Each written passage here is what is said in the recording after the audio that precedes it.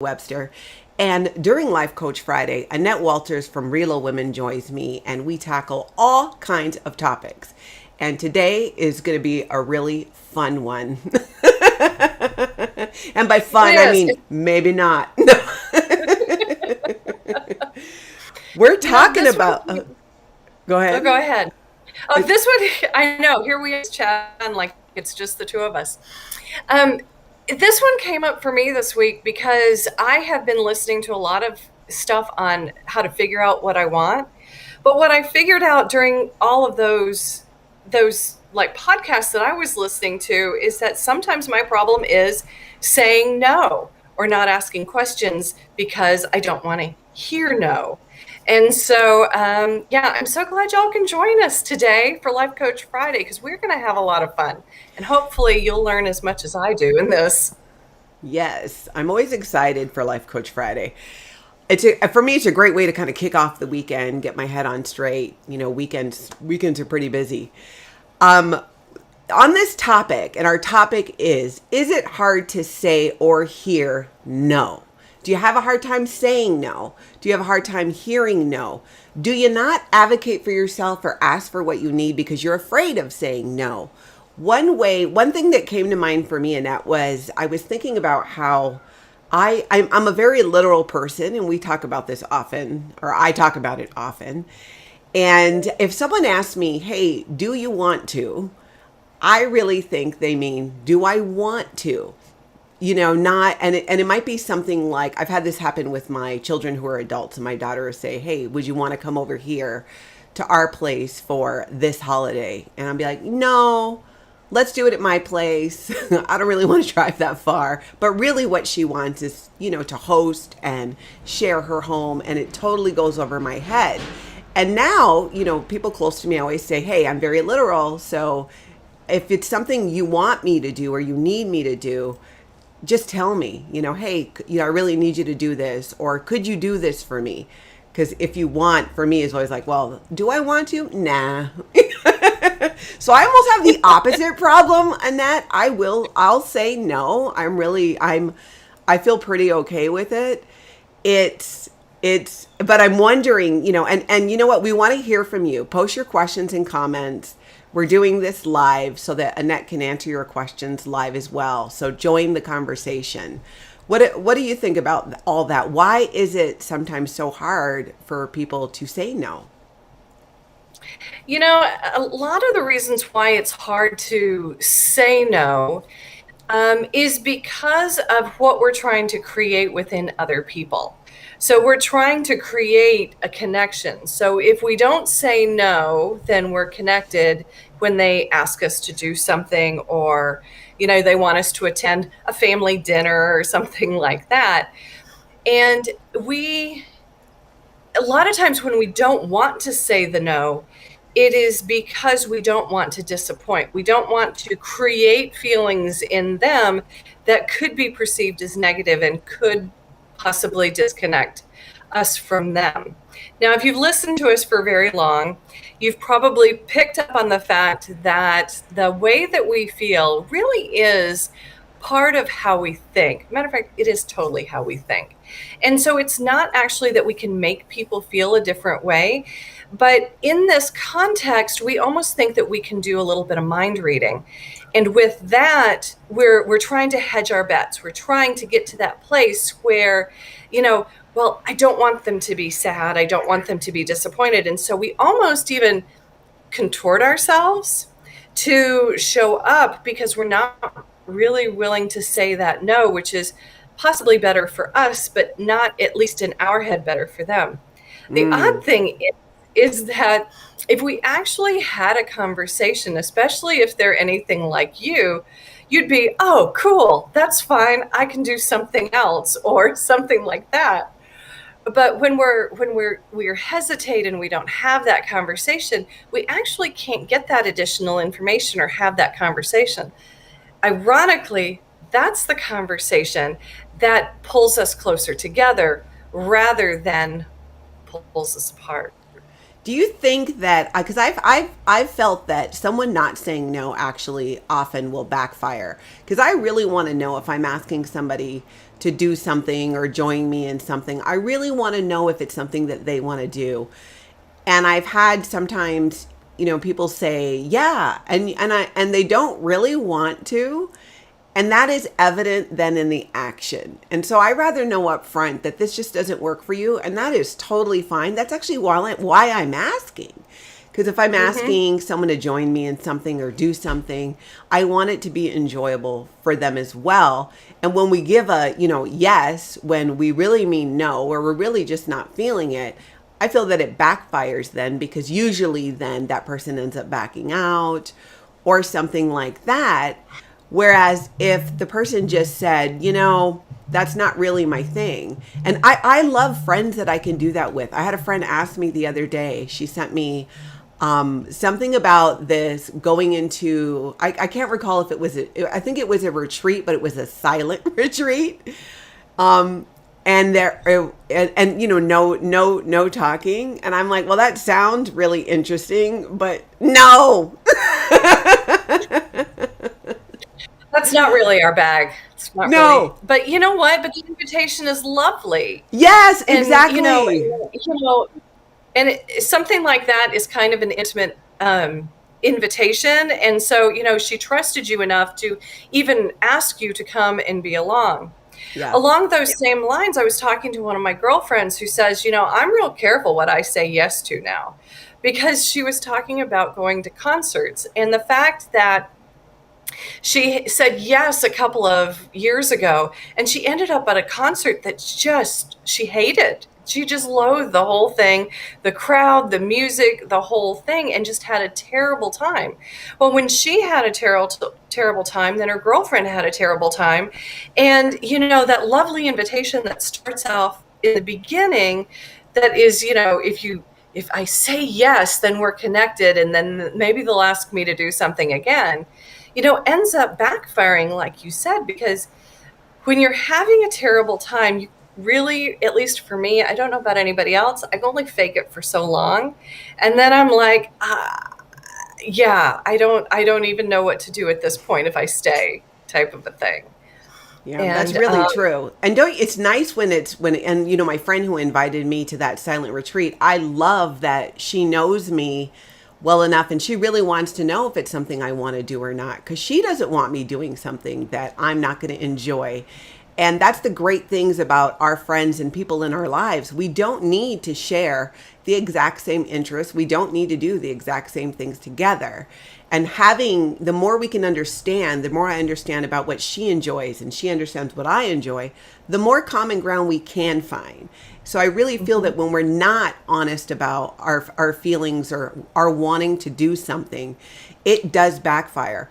I'll tell you, I learned, this was probably over 20 years ago, maybe, was probably the last time. I'm sure I've done it since then, but I learned a lesson on saying, you know what?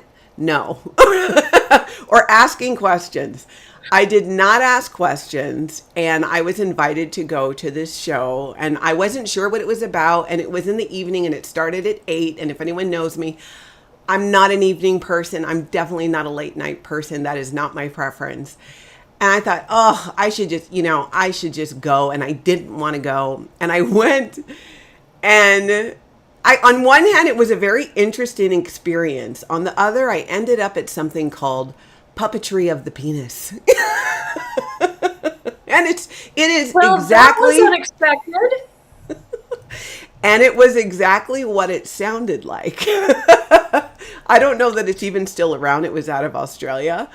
And had I, been in the right mindset and knew what was coming, I probably would have enjoyed it a lot more. But because I didn't inquire, because I was so stuck in my head about how I'm going to have to rally and force myself to go out at this time, during a time when I didn't really want to.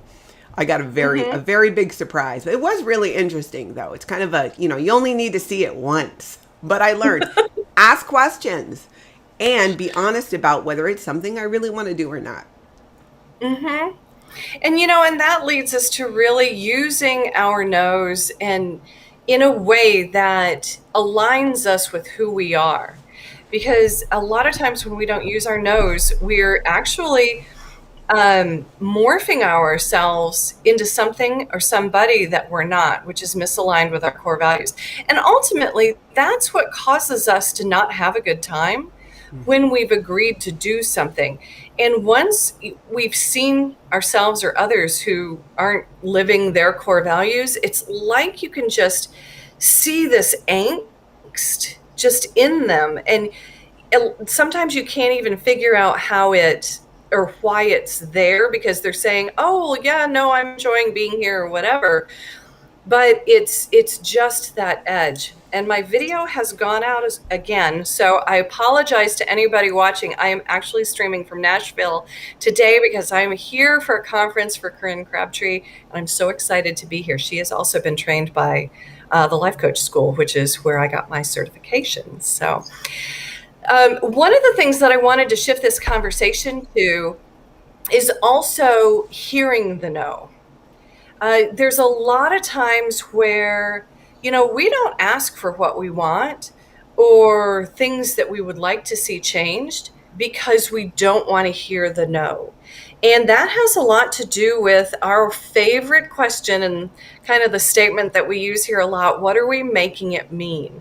So when people don't want to hear the no, what do you think they're making it mean?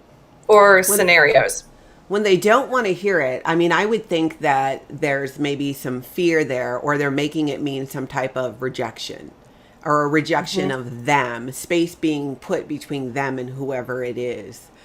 That's the part where what's interesting for me is I feel, when I get the no, I like it because I'm like, yes, you know what? You don't want to do that. This isn't going to work for you. I am so proud of you for telling me that and for letting me know.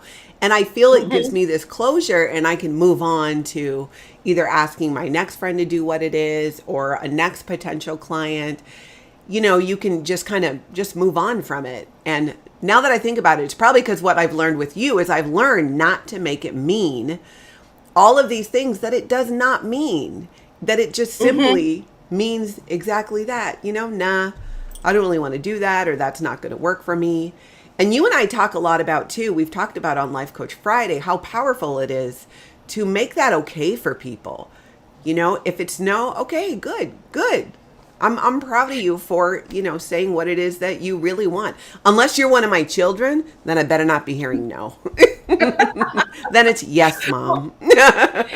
Exactly. Children.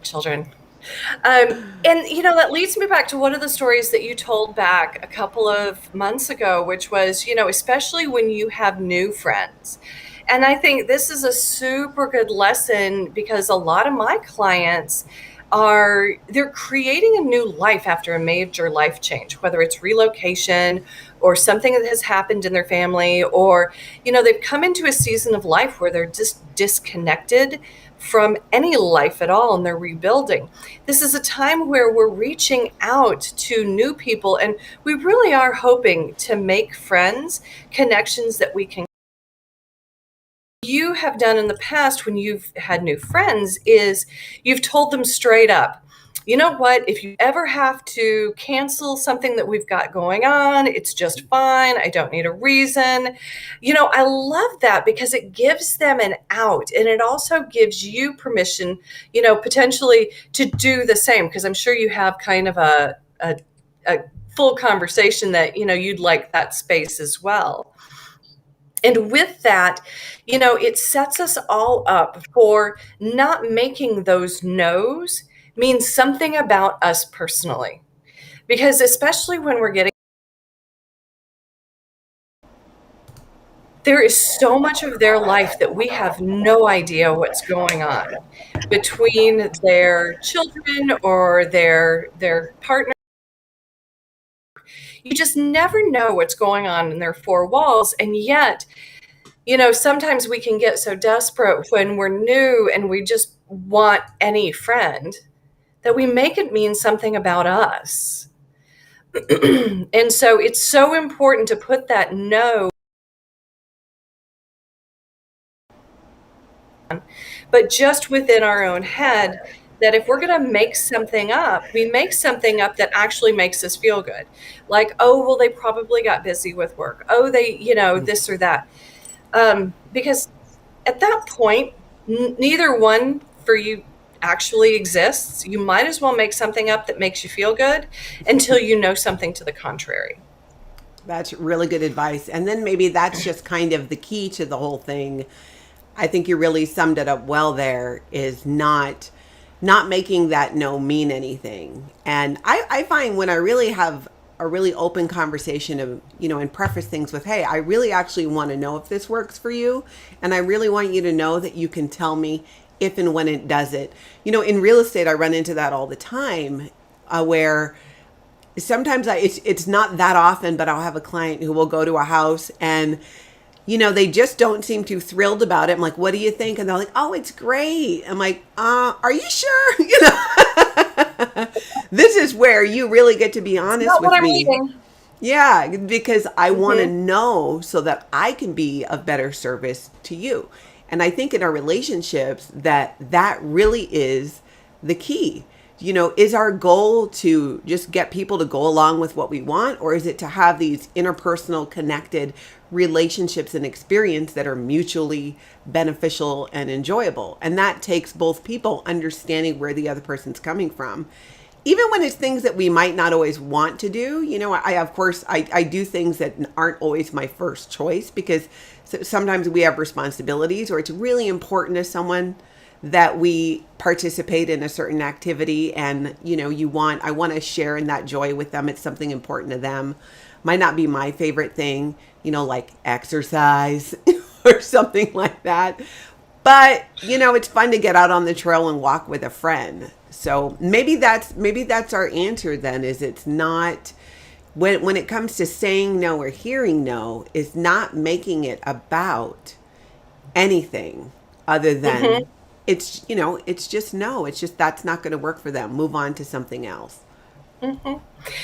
So the next thing I'd like to tee up as far as no's are concerned are a couple of scenarios, because I think when we take it practical, that's when, everybody can really apply it to their own lives. So, usually we talk about our kids on this podcast or this stream. And so one of the things that comes up when you have kids is that you don't want to hear no from your kids. Maybe they've had a bad day, or they are disgruntled, and it's time for them to unload the dishwasher. And we think to ourselves, I don't want to hear the grumbling. I don't want to hear the no. It's just easier if I do it myself. And when we look at this just from a place of pain, that's when we will just do it ourselves rather than having them do it. Because from that place, in my head at least, it's a problem. Because typically just getting the dishes done is only part of why they've been assigned the task in the first place. A lot of times they've been assigned the task so that they participate in the family. So they learn how to be a good steward of what we have, and, really to take some pride in what's going on in the house. But when we're in that pain, when we don't want to hear that no, or the grumbling that equals that no, a lot of times we'll just go, just screw it. I'll just do it myself. But we walk away from the actual reasons that we have delegated this to them in the first place. The other one that I'd like to discuss with you, Natalie, because, we've all held jobs, is asking for a raise.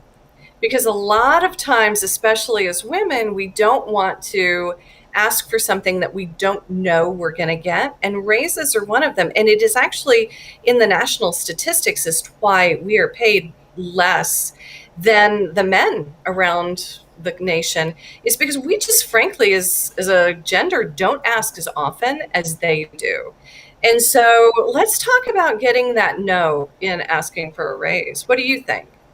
That is such a good point, and it's so true. It's something that I was thinking about the other day, how there is that theme, and I believe it to be changing. And I've learned a lot from, I have 2 millennial daughters who are adults now, and watching how they advocate for themselves in the workplace has been really opened my eyes. I've been self-employed for a long time, so I hit myself up for raises all the time, and I always say yes. But hearing them share how they advocate for themselves and do that, and I realized, wow, growing up, it was exactly what you were saying. It was more, we were conditioned to believe that, we just need to kind of just buck up and go along with it and be agreeable. That women need to often be just agreeable and quiet and, not be making a fuss. And there's that, it's a very antiquated school of thought on women and who they are and what they're capable of. But when we embrace that the idea and the truth that we are capable and that we work hard and should be compensated for that and advocate for what our worth is, that it does open doors. But it's been a difficult process. It's something that when I started early on, when I started a business many years ago in working with clients and in discussing prices and whatnot, that was difficult for me to say, hey, here's what I charge for my services. It took me a while to get used to that, to work through that. And so I completely experienced what you're talking about. And it was only through taking a step back and recognizing that, I do a good job, I do good work, and this is what the compensation is for it. It's still not always the easiest thing to do, but so worth it. And it's something that I know I've worked on over the years, and friends of mine too. We've talked about exactly that when they need to go in and are asking for a raise or want to inquire about a promotion, they're not as likely to do it as their male counterparts. And that's something that I'm hoping is changing. Mm-hmm. And I think we are seeing it change. You're talking about the millennials, and they're a lot more likely to advocate for themselves in these situations, especially the women. And that is really good to see. Why do you, or what kind of reasons do you help your friends to remember as they're going after promotions or jobs or things like that?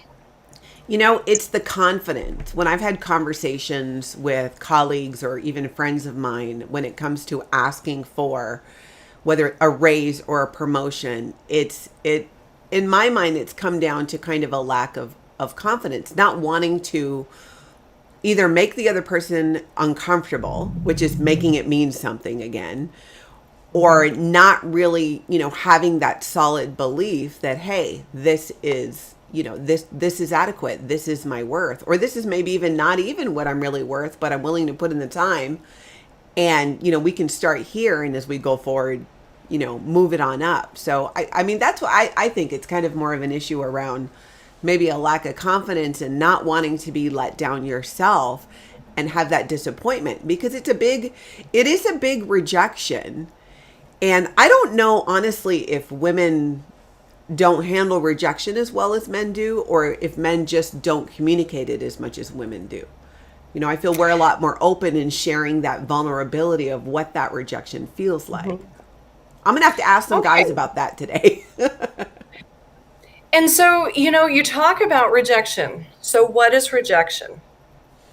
Rejection. If you think about the model, and we use something called the model when we're doing life coaching. It's circumstances, thoughts, feelings, actions, and results. So if you were going to assign one of those to rejection, what would you assign it? I would assign it probably a feeling, because there's that kind of icky, heavy, I'm going to be rejected. Sick to your stomach, kind of shoulders sleeping, type of a thing. And then where do those feelings come from? That fear of being, that rejection, I guess, not getting, again, I come from a different place today where I'm like, okay, I want this.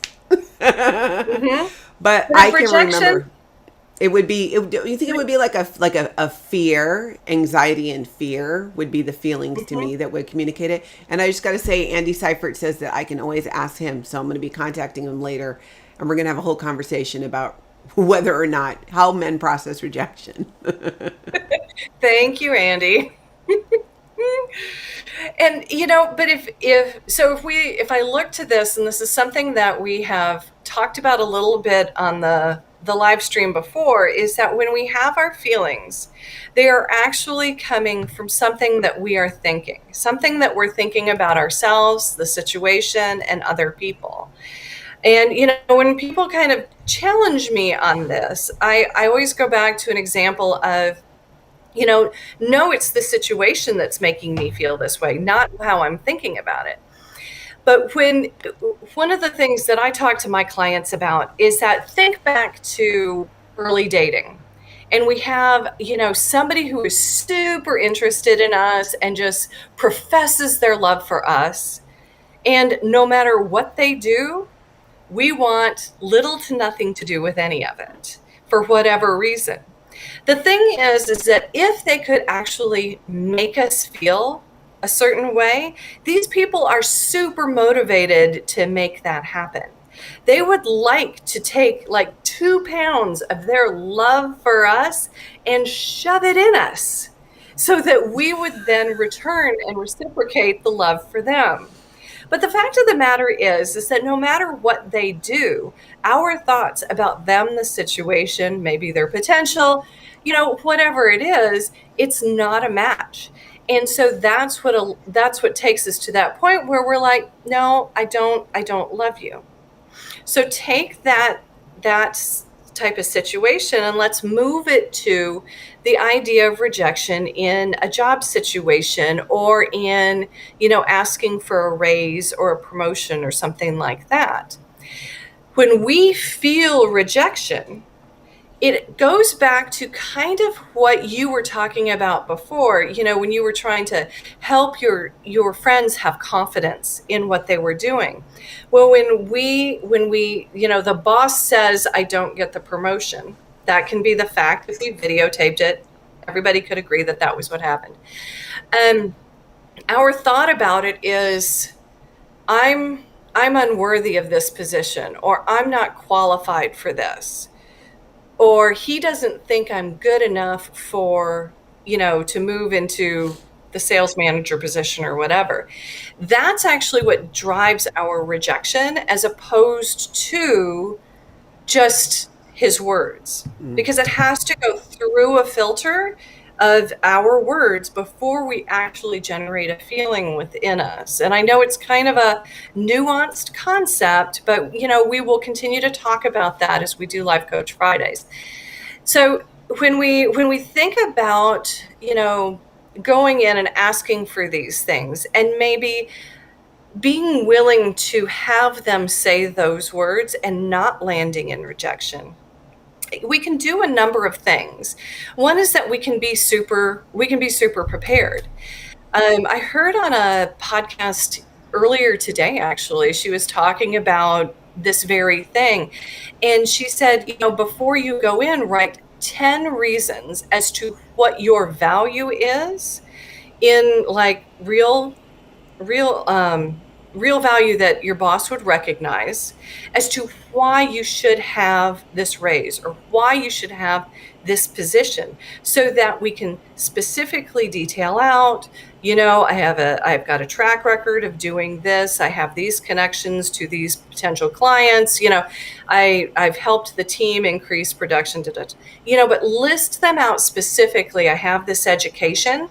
And when you go in with your list, not only do you have something to say, almost in, making sure they understand who you are and what you're capable of, is that your brain is also concentrating on that. That's the list that your prefrontal cortex is going back and forth to, your decision-making part of your brain. And by going there, you build up that feeling of confidence because you're like, oh yeah, I remember, I'm capable of this. They can say that, but I've already got this listed here. And, you can talk in absolutes or you can talk in potential. You can translate skills or experience that you've had before into how it's going to positively affect what's going here. But by taking our brain and shifting it toward those things about us that actually, are of value to whatever we're going after, it helps us land, even in the case of a no, that, it's not a hit on our self-worth because we've already determined our value. And going in that practice is so good for ourselves, because I think a lot of times when the no is so painful is that we forget what our value is to ourselves, to other people, or even our jobs. And if they don't recognize it in that spot, you're like, they don't recognize what I'm capable of. Perhaps it's time for me to go and do something else. And so we open ourselves up to that platter of opportunities. Yeah, exactly. And it also opens the door to a conversation even if you don't get the raise or the promotion in that moment, at that time, to find out, okay, well, what's going on? What are their goals or other things that I could meet that would help with that? It's an opportunity to have dialogue with whoever that person is, your employer, your boss, whatever it is. So there's no downside to it once you let go, I think, and follow your advice of not making it about those feelings of rejection, but just seeing it for what it is, which is an opportunity to either get that raise or promotion, or an opportunity to find out more about what you need to do to get there. And I know if I'm an employer and I have an employee coming to me wanting a raise and communicating it in that way, even if it's something I'm not able to do in that moment, but I'm seeing, wow, that person has some good ambition and they want to find out what more they can do to get there. It's still along what you're saying, that when you've made that list of these are the qualities, this is what you're bringing to the table, this is why this is a good idea for you to ask for this raise or this promotion. So I love that. Once again, you hit it out of the park. Don't make it mean about things it's just not about. So stop and ask, what are we making it mean? And I love your advice too about making a list of all the reasons why this is a raise that you deserve, or this is a promotion or an opportunity, and go into it with those things in mind and just being open. Easier said than done, but I think it'll work. It just takes a little bit of practice. When we realize that we actually have this power within us to feel the way that we want to and experience anything that we want to in basically the way that we want to direct it, that's where we live our best lives. That's where we live lives of intention.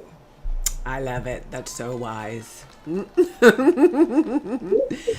Now, if you want to learn more about Annette Walters and her coaching, make sure you follow her. You can go to realwomen.com. She's also across social media with realwomen.com. You can find me at nataliewebster.com. We do Life Coach Friday every other Friday, and we want to hear from you. So, you know what? Head over to Annette's website at realwomen.com. Click on the Let's Chat button. She offers an introductory coaching session. You can also send her a message or an email if there's a topic you want us to address that you want us to talk about. You can reach out to either one of us. I think I've covered it. I think we've covered it. Do you have anything else to add before we head out of here? Just reach out, try it out, see if life coaching is what you need to live your intentional life. And I look forward to chatting with you. Yeah, we'll see you in not next Friday, but the Friday after. 2 weeks. Mm-hmm.